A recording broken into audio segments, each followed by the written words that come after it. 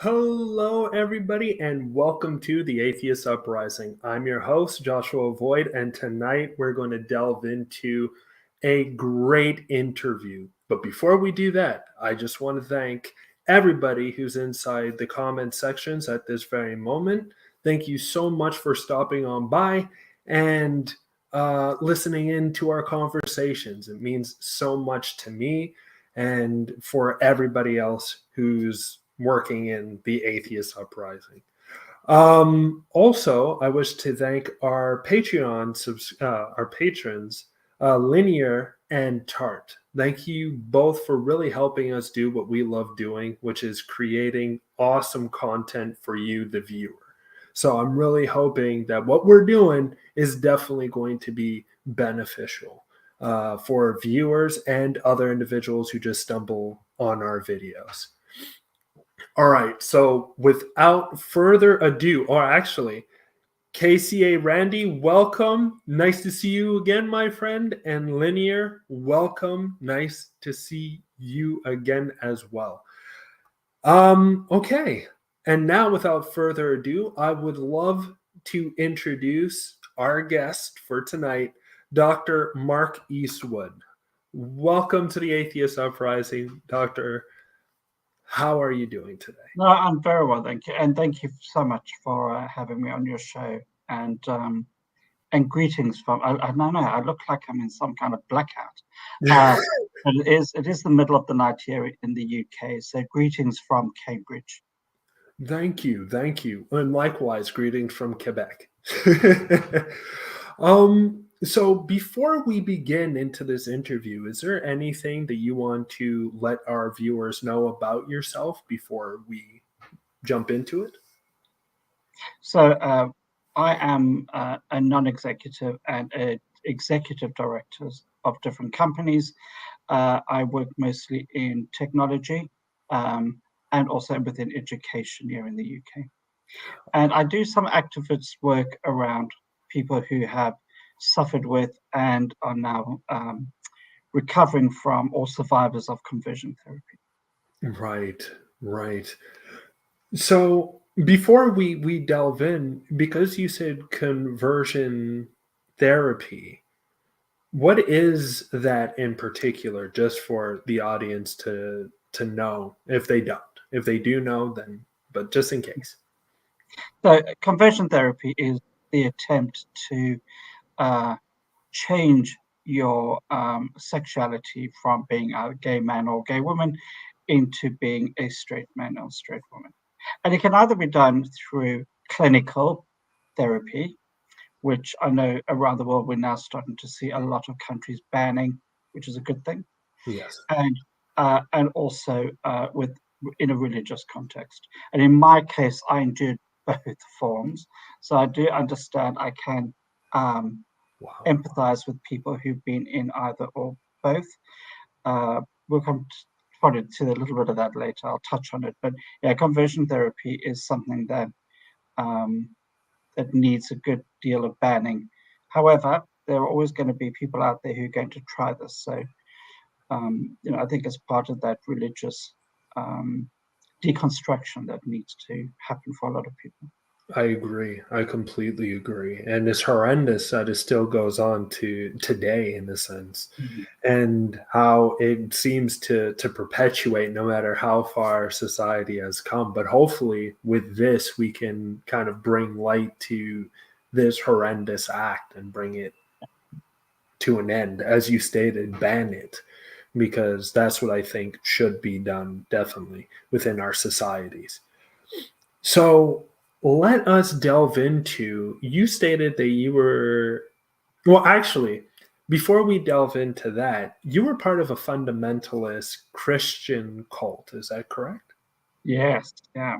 So I wasn't quite born to it. I must have been about 5 years old, and so I do remember a time when my parents were ordinary agnostic atheist people who enjoyed life and partied, and our home was full of people and laughter and fun. And then my mother had an affair with another woman. Oh. Actually, that's another. She actually had an affair with Snow White. As in that she was doing amateur dramatics, and they were doing a pantomime, and it was Snow White that she fell in love with, and they had an affair for probably about a year until it became known. And in a bid to, I suppose, restore my parents' relationship back in the 70s, it was not seen as a good thing. They went on a short journey of trying out different religions in order to, I suppose, heal their. Sorry, some of these words still are a bit of a trigger, I must admit. So kind of heal their relationship.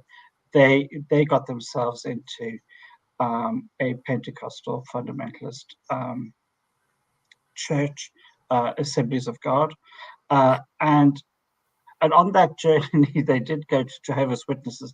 So I'm a little bit thankful it could have been a whole lot done worse.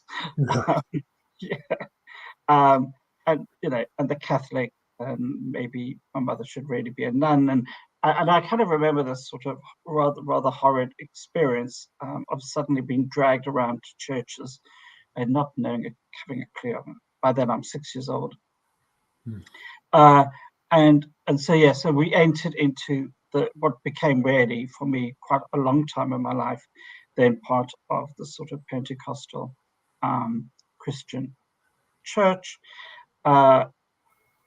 And being born again, whatever the hell that really means. And then within that, then going through conversion therapy as a teenager, realizing I was gay, and not knowing what to do with that. Right.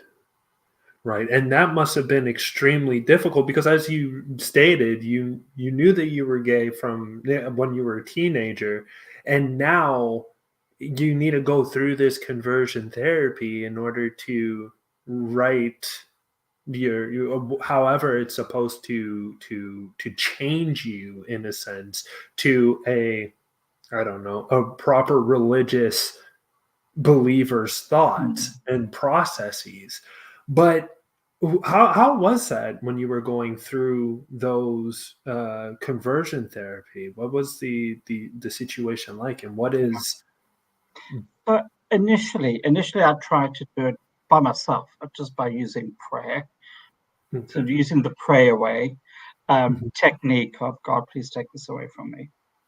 And then I'd seen also, I kind of had this thing that I'd seen what it had done to my parents and what it had done to my mother. So there was this sort of warning about what it could be like. And that, of course, you told all the time where I was around me, because gay people can never be happy, which is the irony of the word gay.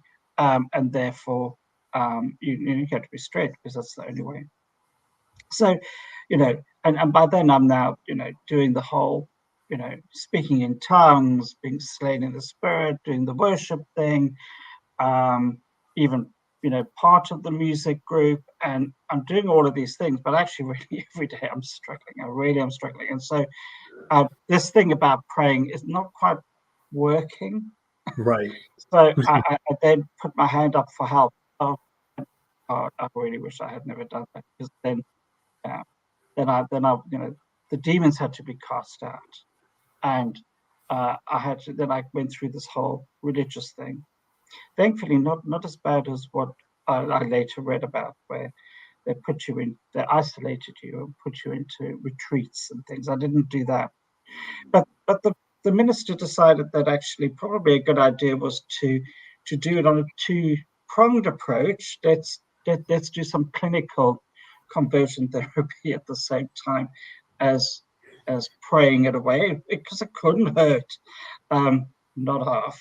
And at least that way, then they would double way of doing it, Right. because then God is in there and doing it with me. And and I went off to the clinic, and I had electrodes placed on me and shown videos or pictures really, and then electrocuted.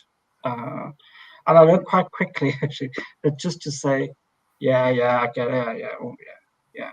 because they just take the pain away, right? So Right. you learn quite quickly, kind of Pavlov's dog, how to react in order to for this to stop. Right. Right. And wishing that Wow. I'd never opened my mouth at the same time. And then also, and then on a Sunday having demons cast out of me. And then I kind of, for a period, I kind of said to everybody, "I'm fine now. I'm over it. I'm fine." And I thought, the best way to deal with this is probably just hide it. Right. And then I met a woman, and we got married. And I thought this is going to be quite a nice space to be in because I'm protected. And then I met David. Oh. And my life really changed because now I'm with somebody who I'm seeing somebody on the side, and I'm actually doing exactly what my mother did. And I'm seeing somebody, and I realized that actually, yeah, I can't. The place for me is to be loved by another man. Right. And so probably a couple of years later, it just got too much, and so I sat down with my wife and we had a conversation. And we went through a divorce. And I thought naively that on the other side of it, I would have this person to go to. However, that was not the case. And so I was alone in the world.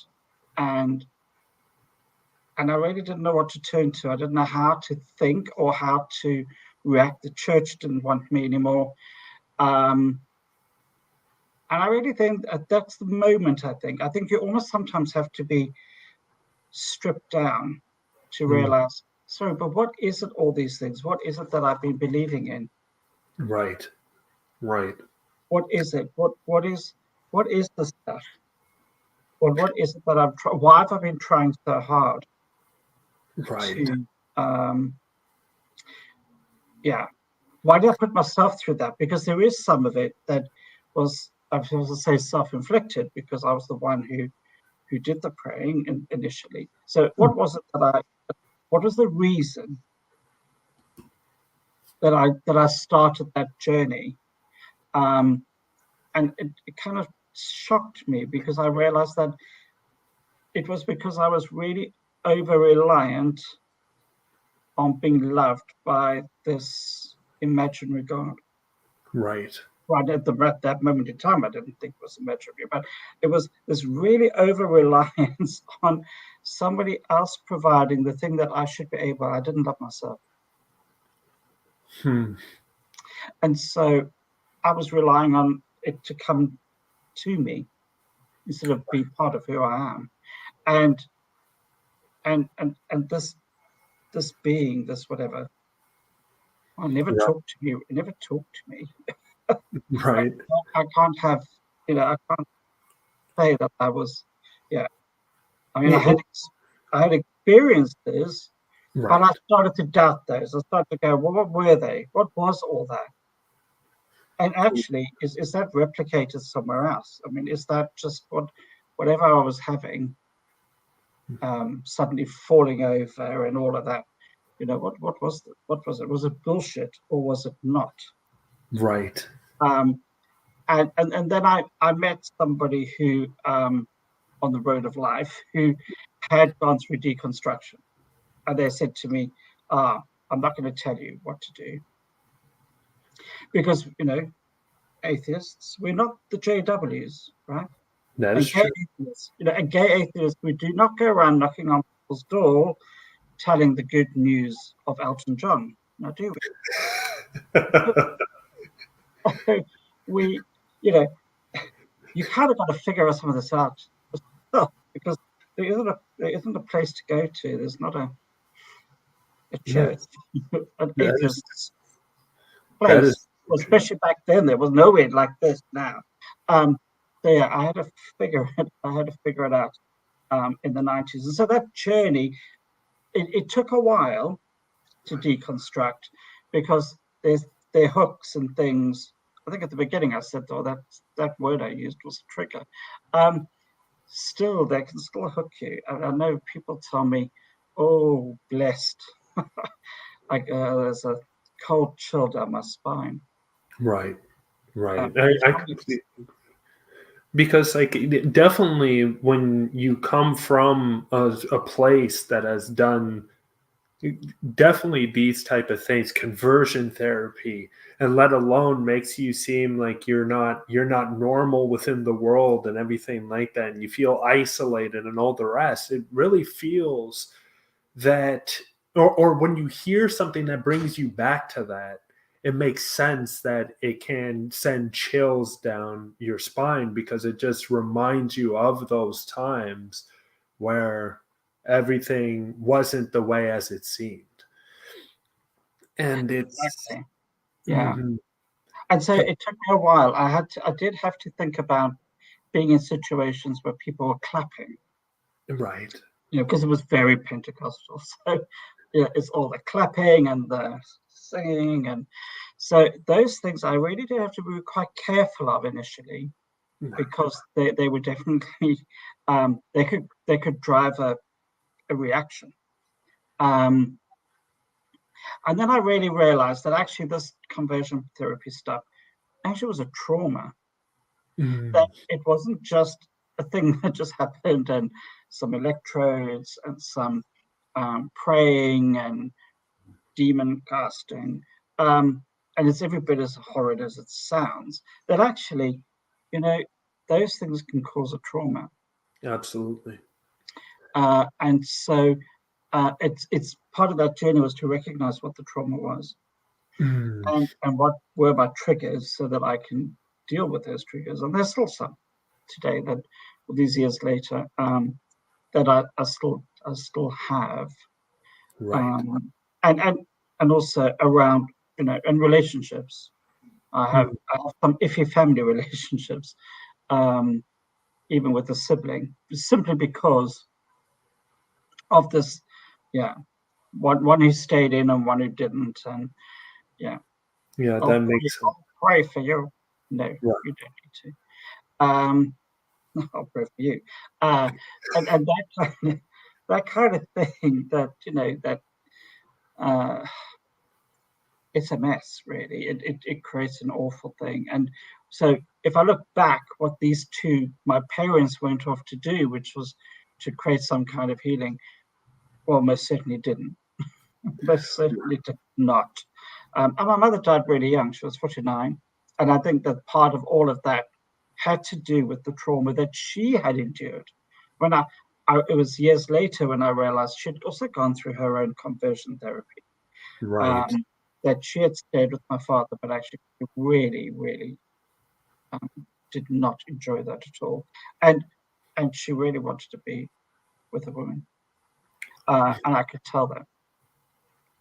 Yeah, definitely. And that's, I think, is the most harmful thing about religion, is that it's kind of, well, not even kind of, it's thrusted upon you to be this particular way. And anything that's not in that particular thought process needs to be kind of like bludgeoned out of the person, in a sense, through either conversion therapy or whatever the situation may be, even through isolation and so on and so forth. Yeah, So exactly. to me, I find that is 100% just like how you stated. It's traumatic. When a person goes through that, it's not just like, oh, okay, well, it is what it is, and I want to continue down my road. That's not at all how it is. The person still needs to understand why those things happen. And sometimes it's hard to pinpoint, because we we wonder, why did that need to happen in the first place, where it didn't need to. And plus, sometimes people blame themselves for being in that particular situation as Mhm. well. So I agree with you, there's a lot of trauma that comes from that, definitely. I definitely blame myself Mm, uh, for my parents' bad relationship, and then also for the fact that we ended up in this sort of situation, and they lost a lot of friends because they became, they were out there right. preaching the good word and telling everybody and being quite arrogant about uh, they were missionaries. I mean, just about. Yeah. Absolutely. And I think that's the hardest thing, because sometimes through these type of processes, you end up seeing that it's not just the parents who are going through things. That those type of difficulties also translates to the children as well. And in that dynamic, you can also have trauma also through unseeing that your mother is not happy with the situation that she's in, but she has to live in that situation because being with a woman is not a norm, in a sense. And these are the things that I find are absolutely horrendous that religion thrusts people into, because this supposed deity looks down upon or sees gays and lesbians and trans and all the rest as abominations, and written that within this book. So now most people who are fundamentalists look down upon or see anybody who's transgressing in these particular ways as being just like it says within the Bible itself. So I mean, it definitely strips you. It strips you of your authenticity. Right. Because And it could be anything, right? Anything that makes you slightly different to the norm. Well, we all are, right? absolutely. So and so yeah, it takes away the who you really are, Yes. and then makes you completely reliant on a set of beliefs. Right. My sibling says that I don't respect them. Wow. But here's the question I really have is, how can I possibly respect a belief structure that shows absolutely no respect for anything or anybody else?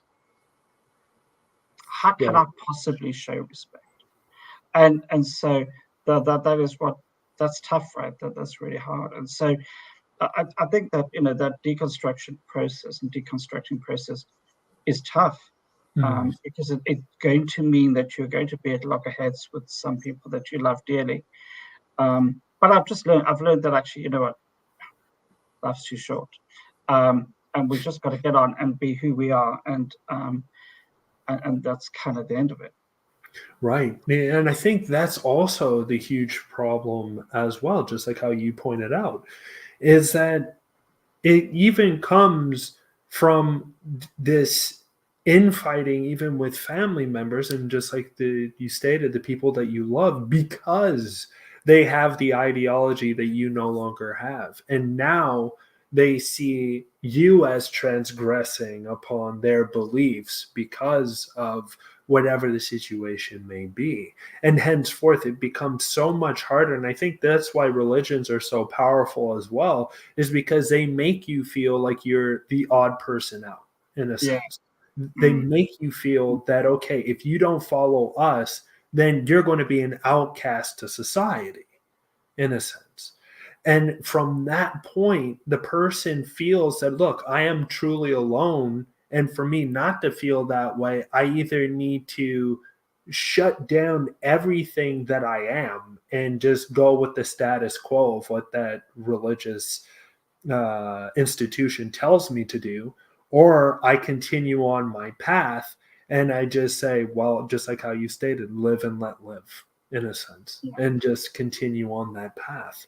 But even that seems to be troubling as well, because again, you're on it, not that you're on your own, but as you stated, the loggerheads, even with family, is something that's really big as well when you leave religion. So I completely understand that. And somebody who has left religion myself, I can definitely understand that pain towards a certain extent. Yeah.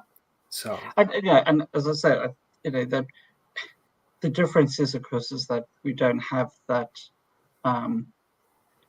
that building of that community that we can go flock to, right. create a different kind of community that we all feel good about ourselves, and then create our own set of norms. And but and that's part of it. And so I think that, kinds of, this kind of show, and there are lots of other people now starting to create more informal communities, is so incredibly helpful to other people. I agree. Be part of something, so that they can feel supported, because that's the piece, really. I think I know that for me, I took a while, because back in the late 90s, early 2000s, there wasn't really much going on. I mean, part of that time there was no internet, was there? So you'd have to go and look in the newspaper to see if there was such a group of people, or who you could talk to even, or just have a normal conversation. Right. But I did. I mean, it took a while, because there was, I think, even about 8 years later, I remember waking up in a cold sweat in the night, thinking, oh, they've all left and they've left me behind.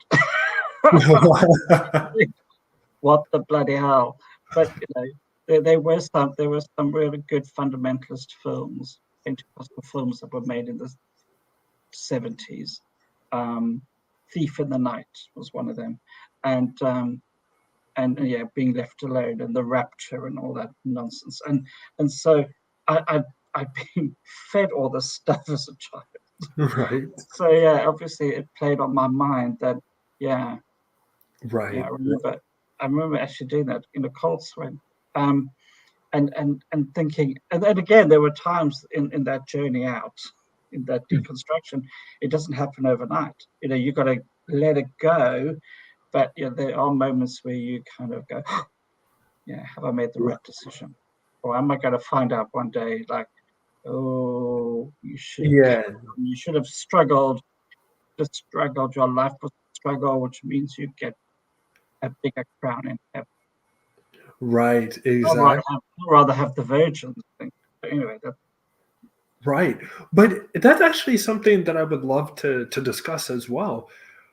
What do you think, through your deconstruction, what was the thing that helped you the most deconstruct? Because I know that certain people, certain things help them. Sometimes it was reading different words of literature from different atheists or outspoken atheists at that time. Sometimes it's just through one's own thought processes and looking at the contradictions between what they believed and what they see in reality.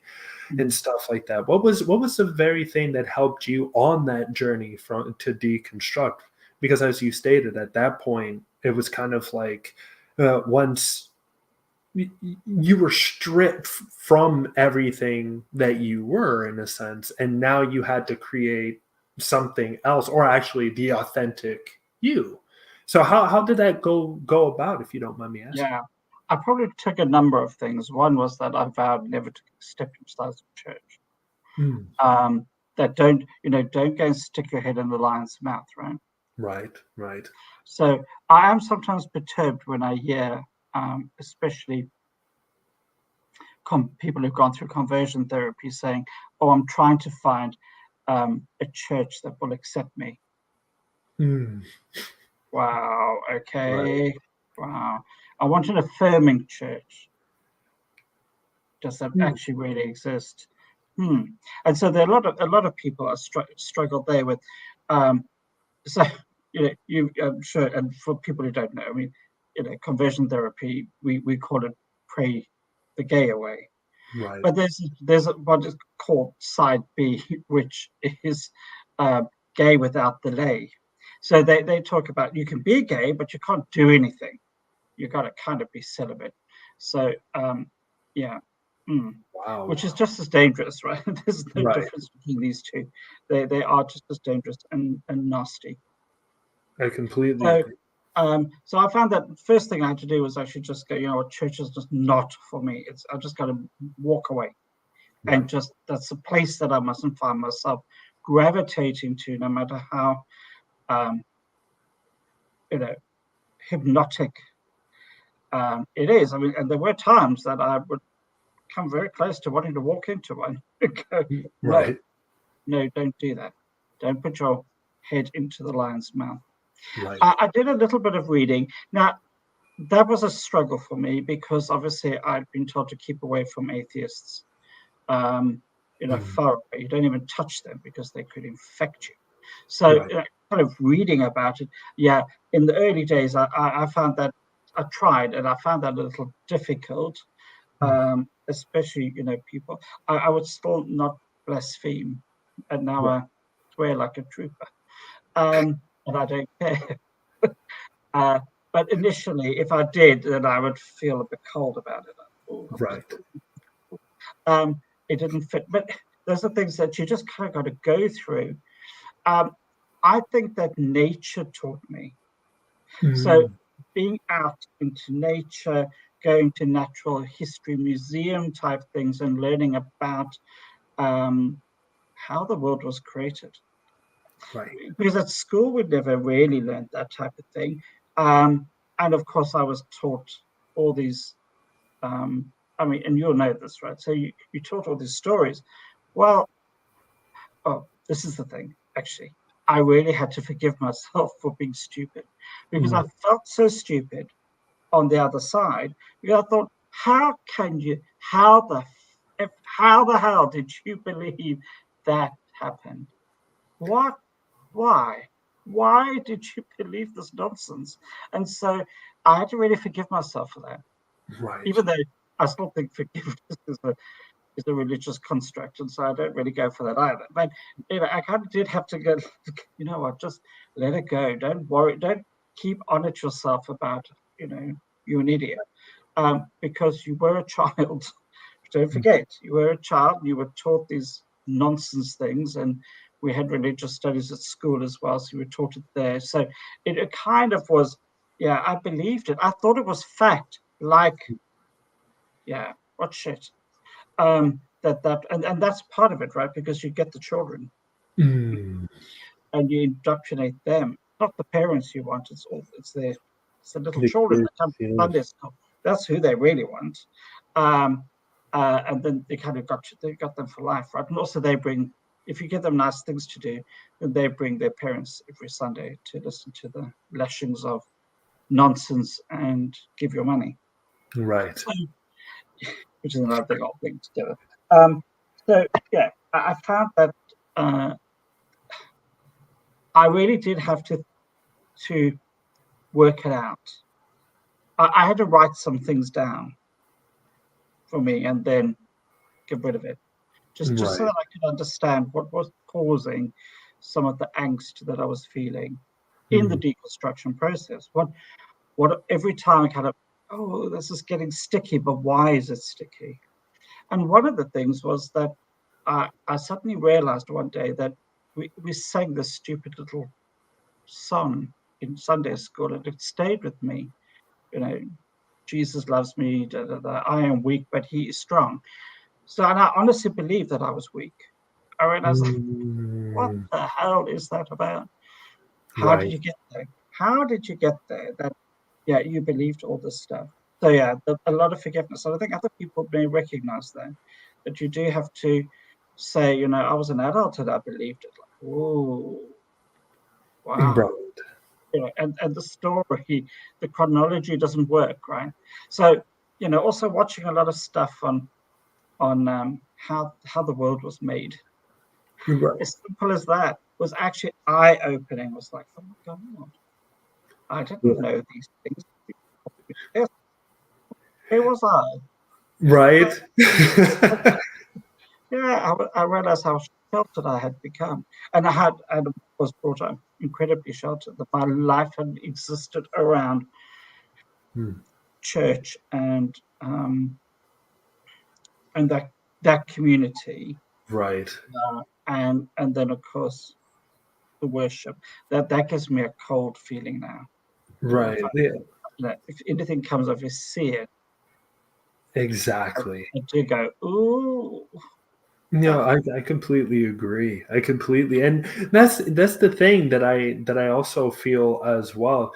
For me, I'm because I didn't go through the stuff that you went through, so a lot of times I do go into churches and mosques and synagogues and everything like that in order to have conversations or just debates with individuals and stuff. But I can definitely understand the way that you feel, because it's very true. You went through a completely different experience than me.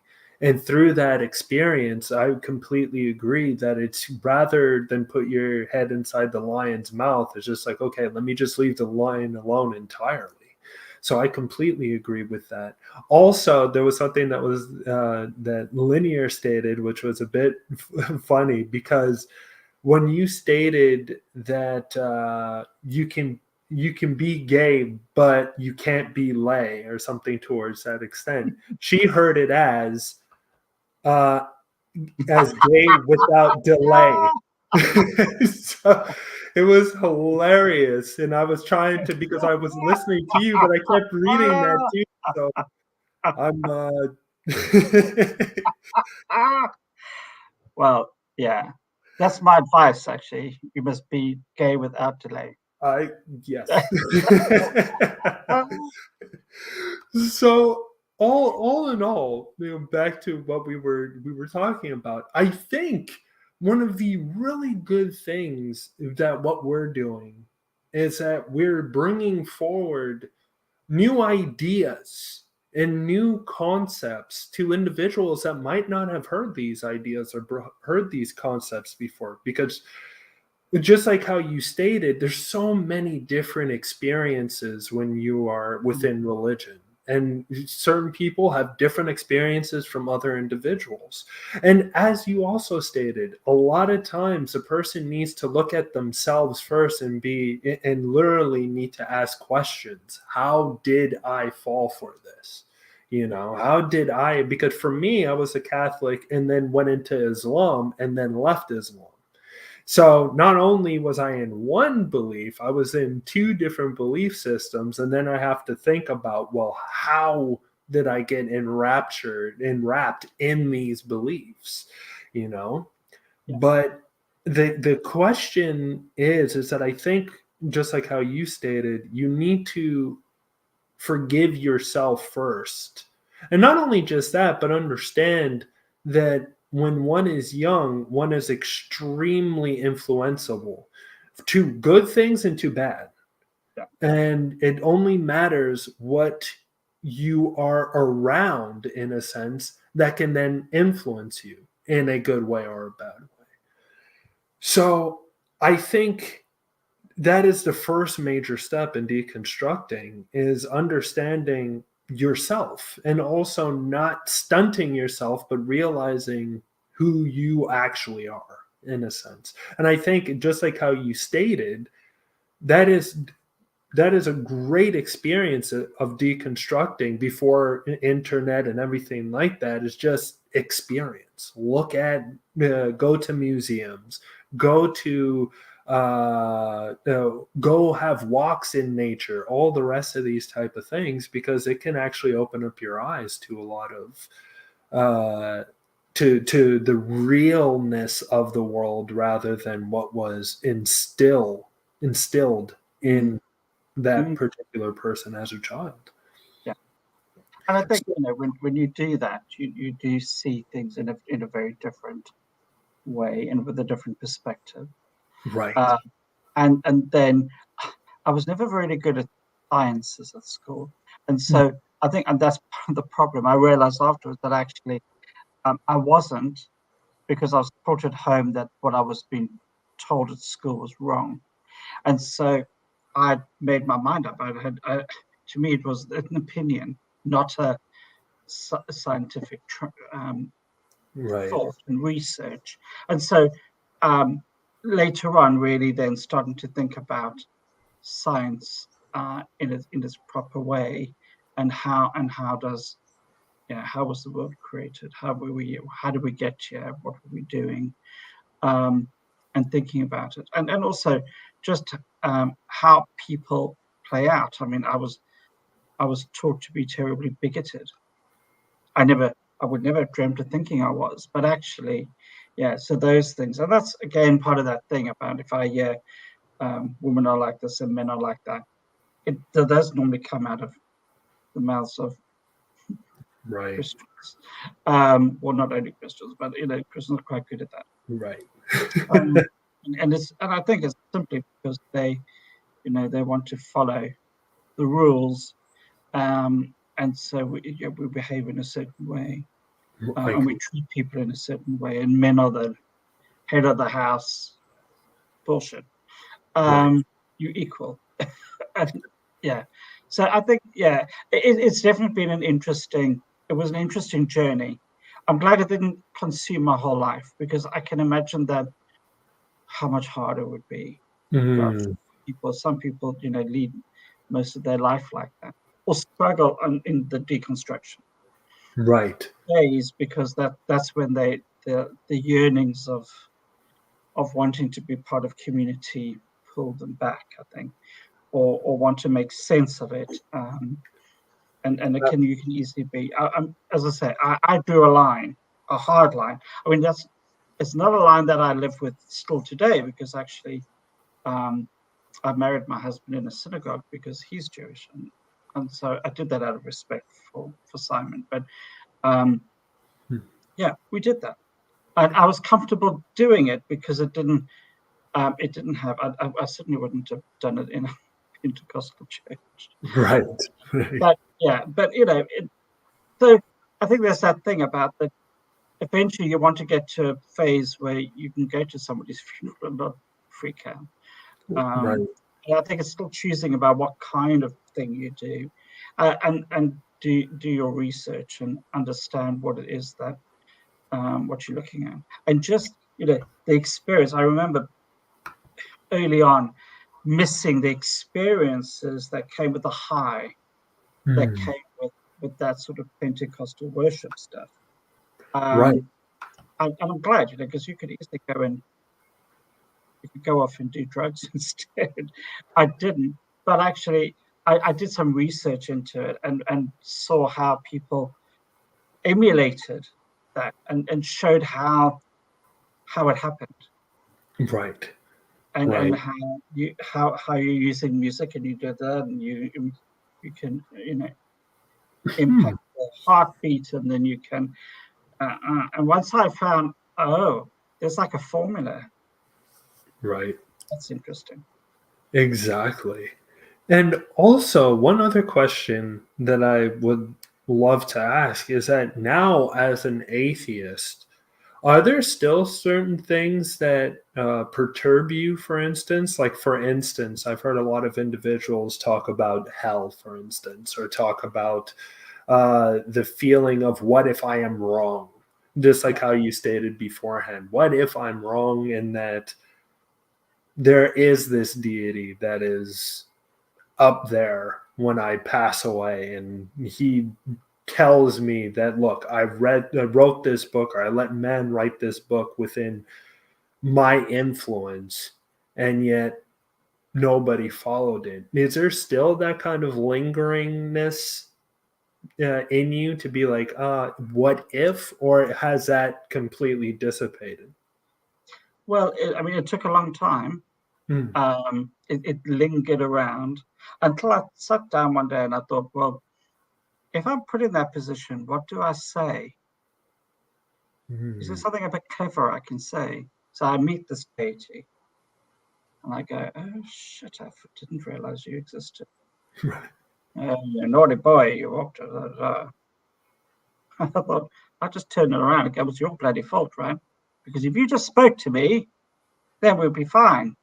Hmm. You'll take the blame, yeah. So I think that really helped me. So, Right. and I do use humor a bit to help myself. That's- But I don't, hell is an interesting thing. And mm, then when you realize that it's not even in the Bible, right. really, then you go, oh, you see, because you're taught that it is, and then Ex- discover it's not.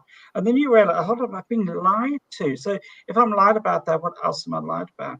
And we don't talk about how Constantine created right. Christianity. We don't want to talk about those things. We don't talk about, um, that stuff in there that makes it was uncomfortable, because if we talked about it too much and we deconstructed that, those early Christian years, we'd find a truth that we wouldn't want to hear, right? Right, exactly. And I think that's the one thing too that I've realized as well, because even for me as an atheist, when I 10 years ago, when I left Islam and I started to go down the path of atheism, I started to realize there was a couple of things that held me back too. Definitely the hell perspective and everything like that, because Islam is very hell orientated. So that was a big thing that shocked me in a sense. Is what if I'm wrong? What if I meet this deity, and what if this deity tells me the same exact thing that I stated, and that you didn't follow my commandments, or you didn't follow what was written within the Quran. This was it. Now you're going to hell. But then after I thought to myself, I'm like, look, how many other hells are there out there? And how many of those hells am I terrified of? If I look at Tartarus, for instance, am I terrified of Tartarus? No, because I wasn't influenced by anybody who had that said belief, or Hades, for instance, or even the hell within Zoroastrianism. And all these things started going through my head, and I'm like, look, if I'm not afraid of any of those things, and all those things could have as high of a possibility of existing, then of course I should not be afraid of the thing that I myself went into because I was looking for something at that particular time, a community that was more in kin of to my thought process at that time. And now I have this unexplainable fear of this particular thing that all of a sudden, when I really look at it, I don't fear any of the other hells which are out there that have been there longer than the hell of Islam and the hell of Christianity. So slowly but surely, I started to think to myself, well, there's no need to fear this thing anymore. And now it's literally to the point where if somebody would have stated to me, well, you're going to Tartarus if you don't do this, this, and this. So what? Because I don't believe in it. And I think that's the thing, is that when you slowly but surely start to not believe in the fear aspect of religion, you completely destroy the entirety of that, of the thing that draws you back in the first place. You completely topple that idea. And then from there, you're free. Yeah. You've got to kind of lose your trust in it. Right. Exactly. And I felt that for me, that once once it all started to crumble underneath, that the stories and the lies were just not true, then it made a huge difference. And that, let's be honest, right? The Christians love to talk about hell. However, there's a lot of hell on this earth that we live in right now. Right. Yeah. No, I completely agree. And there's this one thing, a book that I've read that really influenced me in a particular way. And it stated that there are so many people that believe in this heaven and hell, so many people that follow into this belief system, that towards a certain extent you are forced to be within the status quo. In a sense, you are forced to be somebody who is not necessarily moving forward or moving backward. You need to be content with your position, and through that position, the only way that you can make your, how could I say it, the only way that you can move forward is when you die and you enter the afterlife, in a sense. But then all of a sudden, there's a double-edged blade to that thought process, because the thing is that people don't realize that it's the here and now that truly matters, and not when you die. And I think that's something that is, how could I say it, taken out of context, in a sense, is that so many people can't wait to die, in a sense, in order to reach this paradise. But when you really look at it, the paradise is here. And we should be fighting to actually change what is here and what is now. And I think that's something that definitely influenced me with the way that that particular person stated his arguments and stuff like that. So, I'm just going. I see that Greg asked a really good question, actually. oh, sure, absolutely. And I'd go there because we say, what if you're drawn by the loving nature of God? And actually, that's the very thing that made me go through conversion therapy, was that I believed about that very loving nature of God, and that I needed it. Right. Because I think, as I said earlier, I didn't love myself. And so I was reliant on that love of God to have any love. And I was desperate for it. And so that's why I endured those years of conversion therapy. Right. And it's when I realized that I needed to to look around me and realize that actually there's nothing loving about this God. Nor is there, if it even exists, which I don't think it does, but certainly there's, I need to love myself. It actually, that crumbled away, that idea that I needed to look elsewhere for it. Right. Right. Yeah, and I think that's also the harm in it as well, right? Because if you're looking elsewhere, then you fall to anybody's whim in order to get that, in a sense. And I think that's what religions do, is that they kind of bring you toward them, kind of like an angler fish. And then all of a sudden, by the time you are right near its jaws, is almost too late, in a sense. And there are some people who can escape it, but there are certain people that just get eaten up by the fish, and there's no way to really get out of it. So I completely agree with what you stated. What is this question?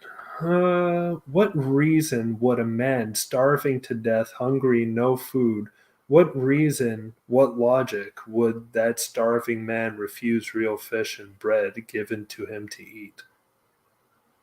No idea.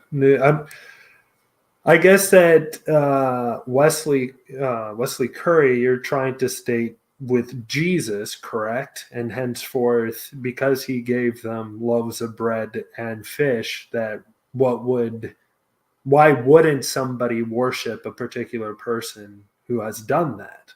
I guess for the poor and so on and so forth, if I am correct with my assessment. And I think that is again the issue, is that we we are the problem lies when you put the power in somebody else. If you don't teach, it's kind of like that stating, you can give a man a fish and he'll be able to eat for a day. Teach a man to fish and he'll be good for the rest of his life. And that's the thing, is that when you have somebody who's constantly giving things or whatever, but not necessarily teaching things, in the end, what ends up happening is that individuals become reliant on something that is not necessarily beneficial for them, unlike somebody actually teaching them how to be themselves. And through being themselves, how they can achieve things on their own accord. And I think those two are different. And that's why I think that there are a lot of people, or more people nowadays, who are not believing in Jesus and who are not believing in Muhammad, and they're not believing in the rest of these other religions, because they're sick and tired of putting their own trust in something that is only going to lure them away from their own aspirations, in a sense. So I think that's the answer to that question. Yeah, exactly. And going back to what I said earlier, which was that it strips you of your own authenticity. Right. And you know, yeah. that can't be right, right? If we were created like we are, then we should be able to live like we are. I completely agree. So you don't think of the God of the Bible as being a loving God? Huh, that is a very interesting Yeah, question. I mean, for me, I don't believe that God exists. So whether he's loving or she's loving or not is irrelevant to me. It's the fact of I look around the world we live in, and a child dies of cancer. That's not because of their choice. So yeah, I have a very different perspective. If you had asked me that as a fundamentalist Christian, I would have said that's because the world has a choice and God works in mysterious ways, Mm-hmm. which is just a lot of old bloody nonsense. And so there is, yeah. My answer is that we're coming at the premise the wrong way around. The question is there a God or not? I agree. I agree. Before we can even assume any Yes. qualities of the deity, we need to know if that deity actually exists or not. Yeah, and we're attributing human emotion to a deity that we don't even know if it's there or not. Interesting. Interesting. I would completely agree with that. We need to know if the deity exists, and before we can put any type of quality on top of it. And I think that's a very good point that you brought up. I think people are walking away from religions because the brand of Christianity we have today is only an inch deep. That is very interesting. So you're saying that Christianity doesn't have the proper depth, in a sense, in order for it to be appealing to individuals? If you don't mind answering that question, or maybe even putting a little more context behind that, that would be great. Great. Thank you. I don't think. I don't. Actually, I think that probably, again, if I go back to the Pentecostalist that I was, I think that kind of that the whole concept is that God loves us and God wants us um, to follow a set of rules and to live a certain life, and that kind of it's not just superficial. Exactly. But therein lies, so that inch deep, that Christianity has become too superficial, and that's why it's losing its members, because people don't want to live by all the rules. And therein lies the issue for me, is that I tried to live those rules and it almost destroyed me. I agree.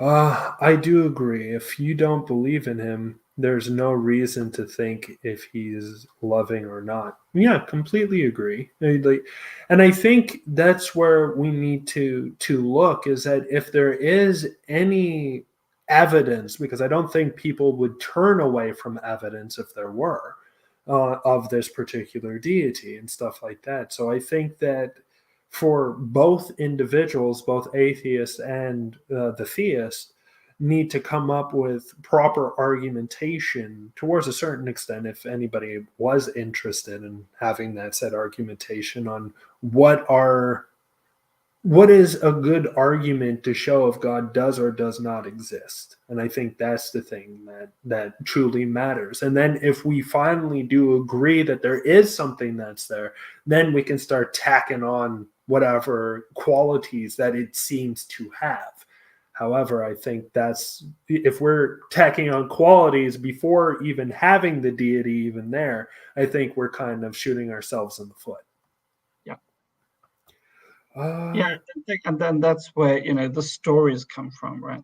Right, exactly. Creating the stories, creating the Bible, and of course, you've got to go with the whole thing. If you're going to want people to follow it, then you're going to have to come up with some really good tagline, and you can kind of hear, right, all the wah wah wah for centuries, and so eventually, when this is the word of God, Right? It's like somebody eventually went, "Oh, shut up! It's the word of God. That's why you have to believe it." Oh, yeah, no, no, no. Right. It's a group of men in a desert writing shit on a whatever. Come on. If we, I suppose actually, my husband has a really good question for the Oh, sure. rabbi, um, which is which is if we were going to write this religion today, what would it look like? Would we be Ooh. talking about these things? We can't do this, we can't do that, we can't do this, we can't do that. Because actually, we now have dishwashers and we have these things, and our lives are so full of technology. Actually, if we just went right, leave that where it was. Now, what would it look like? What would that deity look like today? And it would be very, very different. Absolutely. Absolutely. I would say that it would head towards the route that of Scientology or even Mormonism and those type of belief systems, but a little more, let's just say I wouldn't say scientific backing, but I mean more that the universe is God or this is God or that, like grandiose statements over certain qualities of the universe in a sense. I think that's where it would hit up. Let's just see. Okay, thank you for elaborating. It's an inch deep because we only think of it from our perspective. We don't think much about it from his perspective. That's the problem, right? Because we only have one particular book, which is the Bible in a sense, or if you're Muslim, for instance, then it's within the Quran and also the Hadiths. So if you're really delving into biblical literature, and not only just that, but we also need to understand that there are certain things that were written within biblical literature that have been taken out of the Bible in and of itself. So we don't know if the Bible is actually all that it states it is, or are you just kind of believing in what the individuals from Nicaea put together? And let alone, I know that there was individuals before that who tried to create their own canon literature of the Bible as well. Don't get me wrong, but we do need to understand as well that most of what we see with the Bible today is made up of literatures and books that have been amalgamated together through a high level of get this book out, put this book in, put this book out, put this book in. So how do we know everything that's within this particular said literature is what this deity actually wrote, or is it manufactured by us humans? Yeah. And that's the thing that we need to think about. And I think that's the problem, is that we can only take it from our perspective. We can't take it from his, because he himself has not bestowed upon us, except for the literature which is there, of what he thought and how he thinks and how he acts and how he is. But we know that that all comes from the Council of Nicaea. And even if we go further back, it comes from these other individuals who also did the same process, remove this book, put this book in, remove this book, and created their own canon. So how do you know that this canon literature that is here now, what we now know is the amalgamation of the Bible, to be the real literal word of God? Yeah, exactly. And I think we can go into, and this is an interesting, and again, it's not something that's ever taught from the church pulpit, right? Right. Because it opens up a can of worms. But we, even in that question, we've immediately assumed that it's a him. We've Right. already assumed because it's God, therefore must be a male, and that plays into the bigotry, which is actually religion and Christianity particularly. It's incredibly misogynistic. And of course, that at Nicaea, they removed any books that they thought were written by women. Exactly. What other woman? No. So they had to be removed. Um, Mhm. and yeah, it's an interesting. I think once you start your questioning, and that's if I'm going to give a top tip. If you start questioning yourself and questioning the religion, keep going, keep questioning, keep Yeah. questioning, keep questioning, because you'll surprise yourself that actually, because people are not going to be Yeah, I love that. That's how many people Right. and I think the Bible is one continuous story. That's exactly it. And that its timeline is perfection. That the archaeologists, I'll never forget. You know, I kind of grew up in this thing in the period. I'd make myself like I'm 300 years old, but actually some of the Holy Land expeditions are actually more recent. And yeah, there's a lot of people that think that the archaeologists' finding are wrong because it doesn't fit with the Bible. Yeah, absolutely.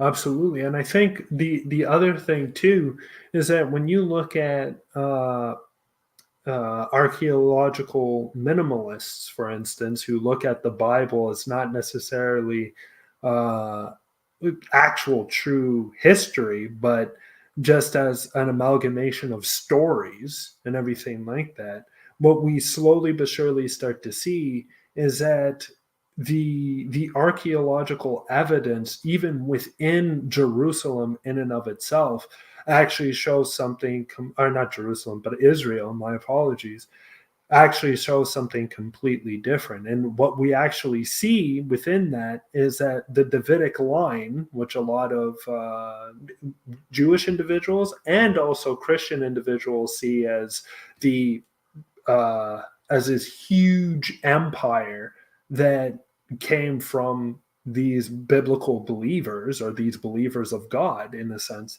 were not what they were.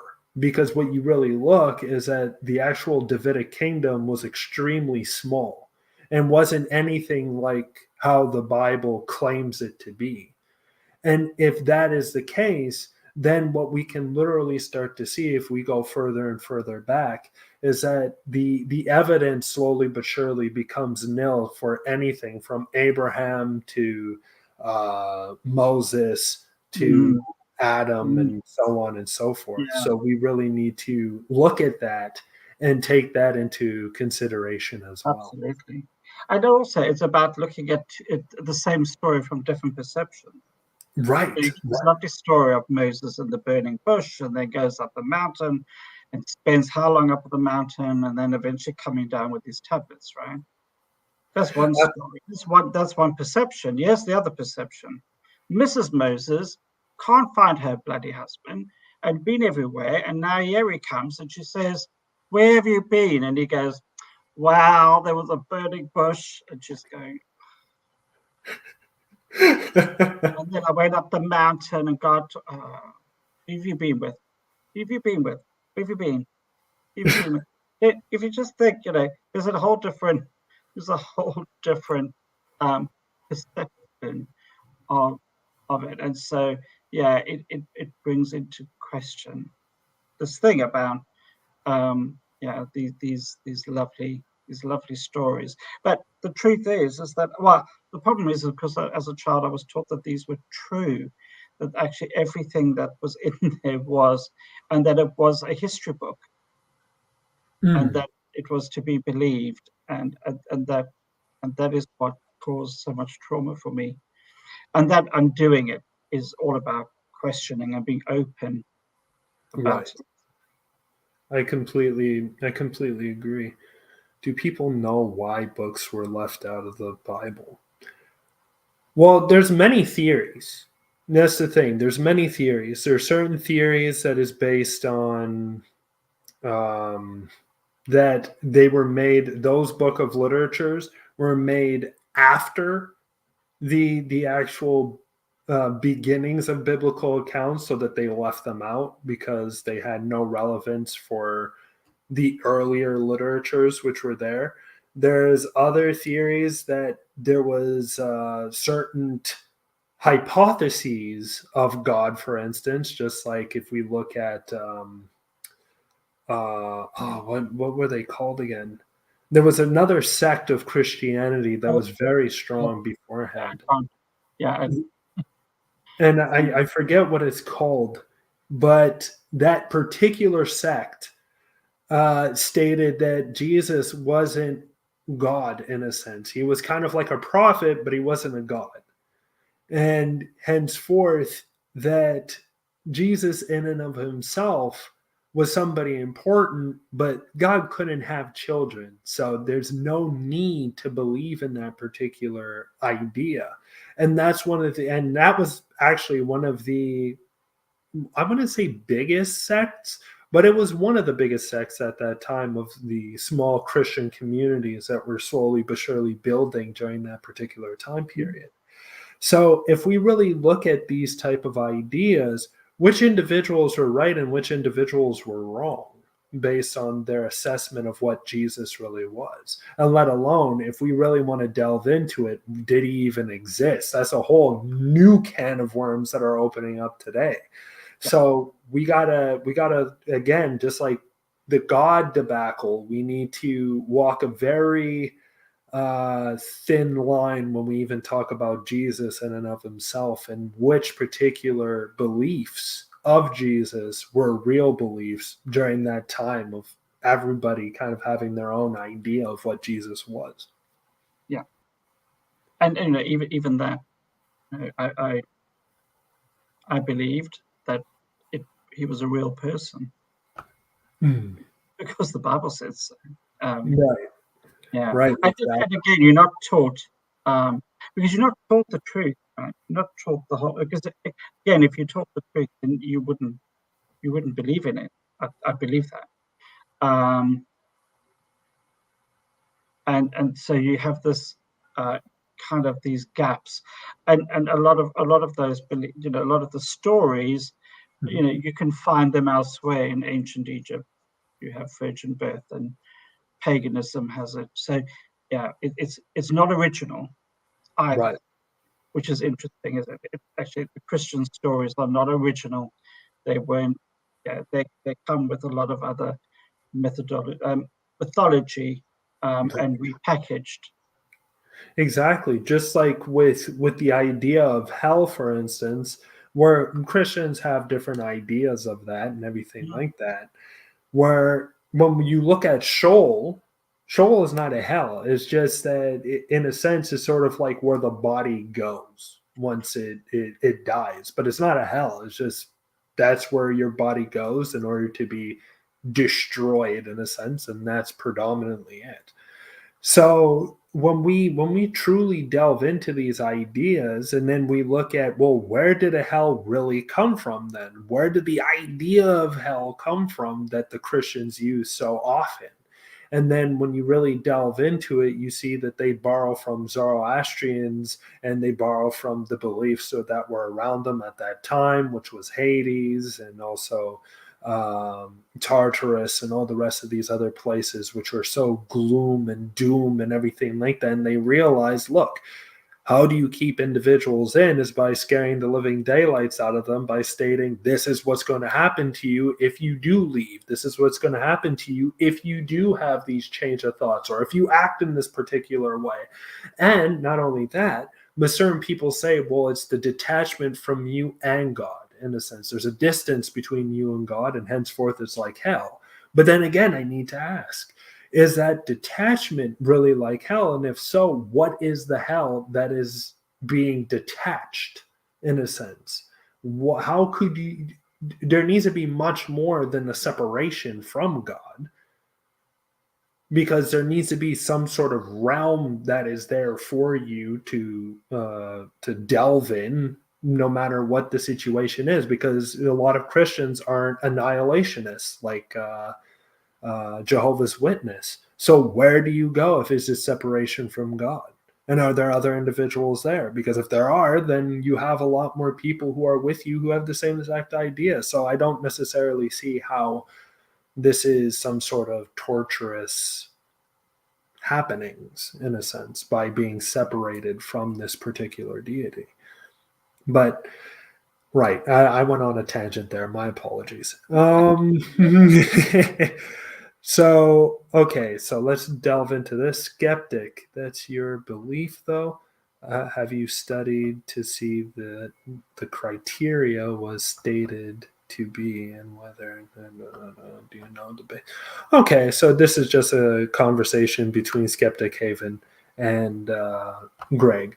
But all in all, what I do want to say is, because we do need to wrap up the show for tonight, but I do want to say thank you so much for coming on. It has been a pleasure and a delight having you on. I would love to have you on in further shows if you wish.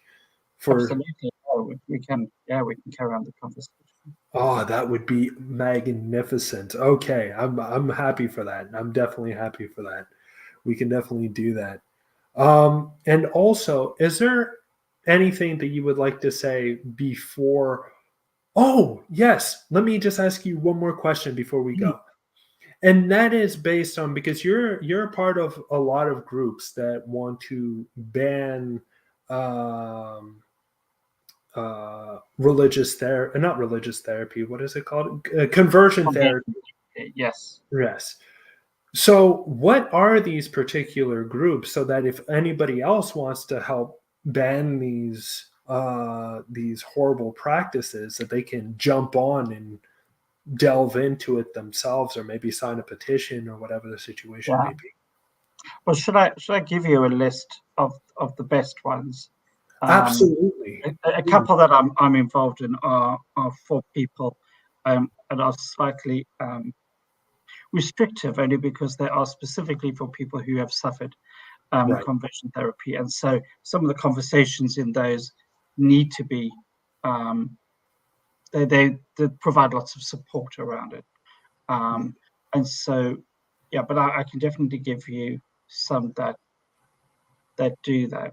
No, it would be fantastic. Just because, like, And as Borg says, is that conversion therapy, it's a major topic in the UK right now. It will be banned. It is due to be banned. I have good inside information on that.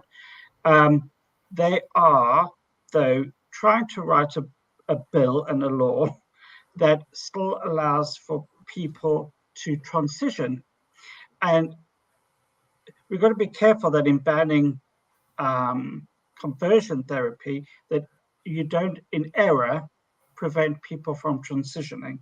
So right. they're struggling with the language because it is the UK and we speak English, and so it's trying to use the right English words and the terminology, because we have a very strange, unlike somewhere like the US. Here in the UK, when something's in law, it's in law. You don't strike it out. You've got to amend it, which is why we have laws in this country that go back, thousands of years, that make absolutely no sense. Like you can't kill your chicken in the place, and you could still go to jail. It's because we don't have the time to go back and change every single law, but also,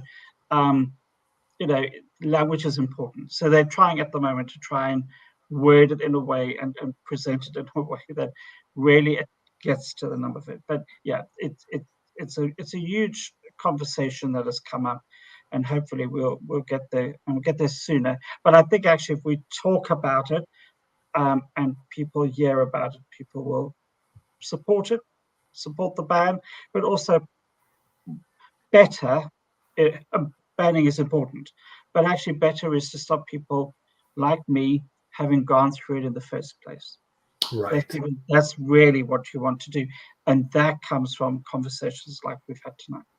I completely agree. And I think, and that's why I want to kind of like have the references, so that I can put it inside the chat, so that if individuals afterwards watching this video and reach this point, or go all the way to the end and see what we have to offer, in a sense, then that would be beneficial for them, in order to know what would be the best way, or how we can get that ball rolling.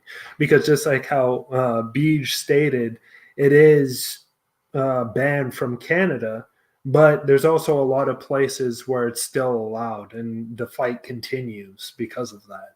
So anything to help individuals know where to go and how to provide that help for individuals who have gone through that or who are going through that, it would definitely be of benefit and of great use. Well, it still happens today, and especially religious Right.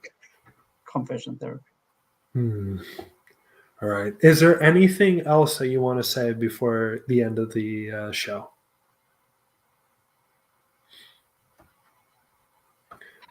No, I've really enjoyed this. I've enjoyed it. I hope that listeners have enjoyed it as well, and that it has been helpful. Right, right. I hope it's been. Oh, hold on. There's a very good question by Borg here before we end. I don't want to.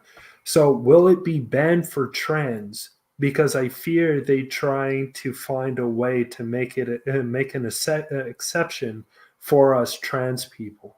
So, do you know if they're going to also be for trans as well, like across the board banned, or is it going to be? No, yeah. So I think that's what they're trying to work out here in the UK, is to make sure that it doesn't ban trans in error or Right. by default because of the way it's all worded. So the idea will be to make sure that trans is not inadvertently banned because of the law.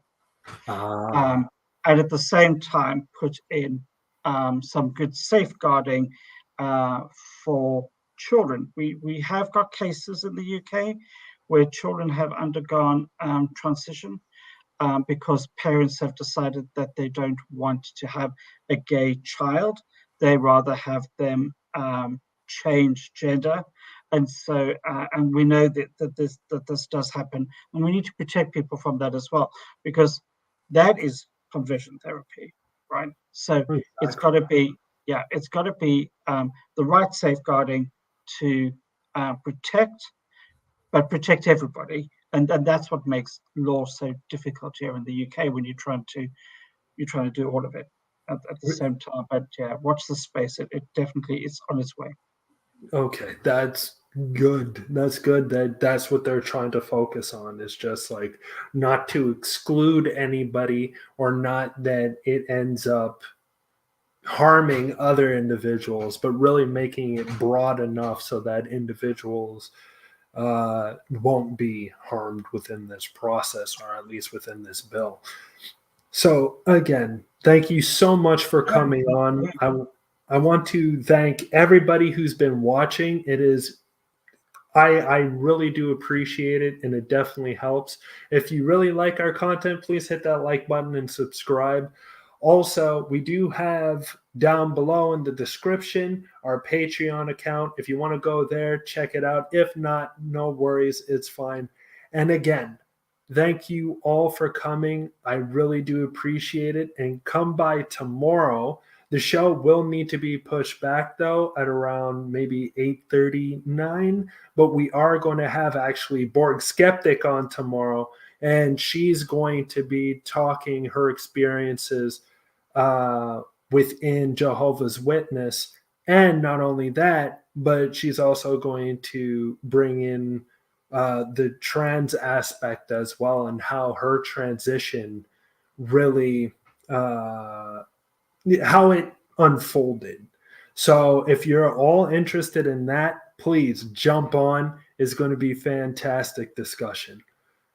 As for everybody else, have a great night, and I will see you tomorrow at 8:30. And again, thank you for coming on so much, Mark. It has definitely been a pleasure having you. Perfect. Thank you. And now